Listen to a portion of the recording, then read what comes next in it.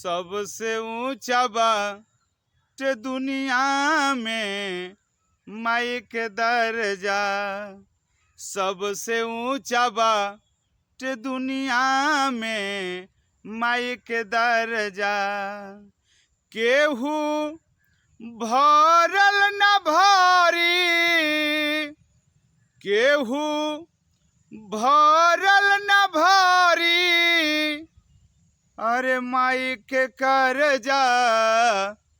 सबसे ऊंचा बाट दुनिया में माई के दर्जा।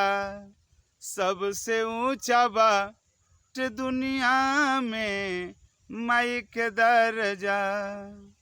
माई ढापेली सबके अचरवा में, केहू बाटे न उनकी बिचरवा में। माई ढापेली सबके अचरवा में, केहू बाटे न उनकी बिचरवा में। माई कोहेली हरदम,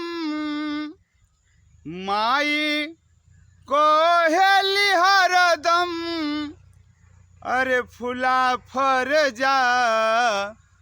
सबसे ऊंचा बाट दुनिया में माई के दर्जा।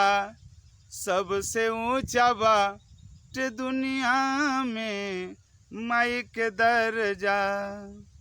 खूब खिया के पिया के खिलावेली हो माई, अंगुरी धरा के चलावेली हो।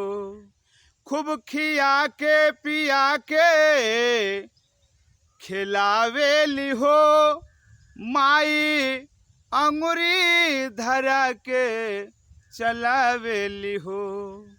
बबुआ दिल ना दुखई हो, बबुआ दिल ना दुखई हो, कि पाप पर जा। सबसे ऊंचा बाट दुनिया में माई के दर्जा। सबसे ऊंचा बाट दुनिया में माई के दर्जा। चान मामा की ओरिया दिखावत रहें, जब देखो तो मुँह में खियावत रहें। चान मामा की ओरिया दिखावत रहें, जब देखो तो मुँह में खियावत रहें। माई दूधवा पियावे, माई दूधवा पियावे, कि पेट भर जा। सबसे ऊंचा बाट दुनिया में माई के दर्जा।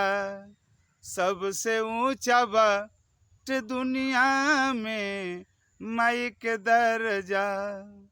सबसे ऊंचा बाट दुनिया में माई के दर्जा। नमस्कार।